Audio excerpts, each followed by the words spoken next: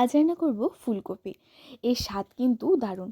আপনারা এইভাবে রান্না করে খান, দেখবেন এটি অসাধারণ লাগবে টেস্টে। এই ফুলকপির কিন্তু অনেক উপকার রয়েছে, আমরা সেগুলো জানি না।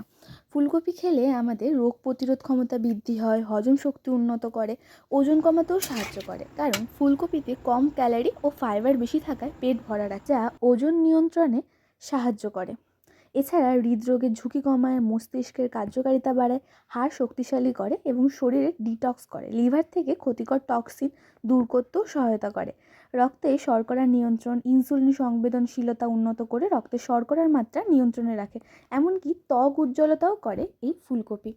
হ্যাঁ, যারা এই বাড়িতে বাড়িতে সবসময় ফুলকপি হলে বাড়ির বাচ্চা কাচ্চারা খেতে চায় না, তাদের মনে করে এই ভিডিওটা দেখাবেন এবং তাদের উপকারিতা সম্পর্কে সচেতন করবেন। এবার আপনারা আলুটা যখন লাল লাল করে ভাজা হয়ে থাকবে, বাটাটা ভালো করে দিয়ে খুব ভালো করে কষাবেন যতক্ষণ না মশলা থেকে তেল ছাড়বে।